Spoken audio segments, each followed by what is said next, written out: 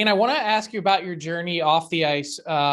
You came out in your story in November 2020, so it's been it's been a little bit of time. Yeah, just over a year. Yep. And I'm curious how your life has changed. In the story, it wasn't news to your family. Your brother Matt had said that your family had known for about 10 years, but you said you were tired of walking into a room and playing the game of who knows and who doesn't. How has your life been different since coming out?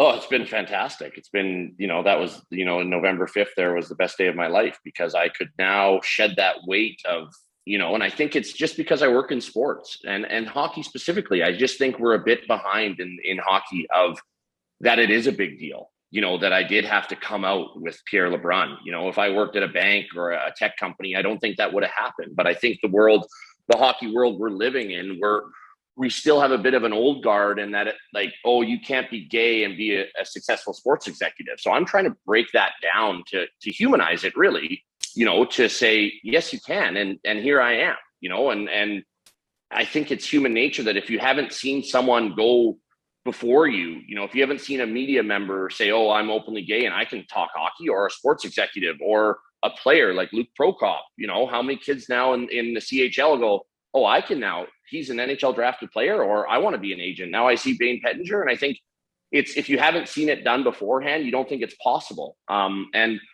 for me, it was awesome. It was me combining my personal private life with my professional life, being a public facing NHL agent. And, once I started reaching out, to some of the players that I mentioned that were interviewed in the article and some of my old bosses at Hockey Canada, and, it kind of came from them that, hey, I think you could do something with this. And, I sat down with Pierre and he said, hey, I'd love to put it together. And, I remember the night before I was sitting and my body broke out in hives. I was like, what am I asked Pierre to pull the article last minute. And I was, it was pretty intense, but as soon as I saw that come across Twitter, I knew that my life was going to change, and it's been for the best. I now can walk into a room and no one can use my sexuality as a weapon against me in this, hyper masculine hockey world that we live in.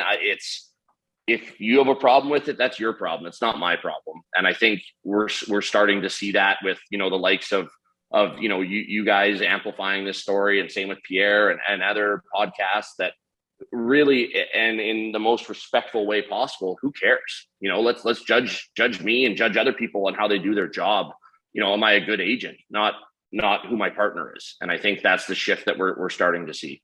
Yeah, the support that you got from the entire sport, but also some of the biggest stars and the relationships that you've had with them over the years. Connor McDavid and Sidney Crosby go down the list of executives that reached out and said that they were proud of you and proud to know you. Is one thing that you said is interesting, kind of grabbed my attention, was like, do you feel like your sexuality was being weaponized against you? Like, did you feel any what were the last few years like leading up to it, those who knew or didn't know, in terms of when you would walk into a room? I think, looking back, Frank, it was more internal with me thinking that people were going to do that. Right. And I talked to, since I've come out, I have, my mention, my DMs and I'm always an open book for anyone that's listening that wants to reach out.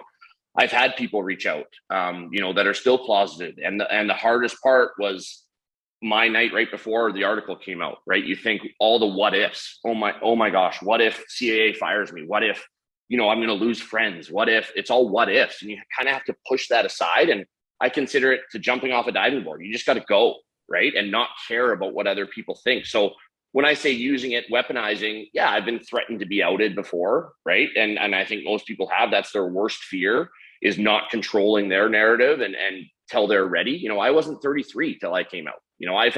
I have kids in Western Canada reach out that are 15 that go, I feel like I have to either quit hockey and be gay or stay in the closet and play hockey because it's not a safe spot. And that's something that we're trying to change, is that, that shouldn't be A or B. You can be gay and be in hockey. And I think the likes of Brock McGillis, the likes of Luke Prokop, the likes of myself, not trying to put myself on their, level, but I think the more that we can humanize it is just awesome. And that's why, Brock McGillis and I are starting actually a not-for-profit with some other people called Alphabet Sports Collective, where it's just going to be, a place to build community and empower individuals and really build a safe space for those specifically that want to get involved with hockey and really want to, you know, ask questions and build a community and really be involved in it and have those people that have done it before them. Curtis Gabriel is one of them, you know, Dr. Cheryl McDonald, who's an expert, and Brian Mortensen, who, you know, can just be a sounding board for these youth, because this era that we live in of instant gratification, Instagram, Twitter, likes, you know, everyone fears what if I can't, you know, I can't be gay and be a Western League pick. Well, Luke Prokop's done that, you know, so I think it's just breaking down those barriers of humanizing it, normalizing it, and let's get the idiots out of the game that don't think that we have a spot in the game. And I think we're seeing that with, you know, not to compare it to Hockey Diversity Alliance, but, you know, with breaking down barriers in the game. You know, Cami Granado got hired yesterday as an AGM.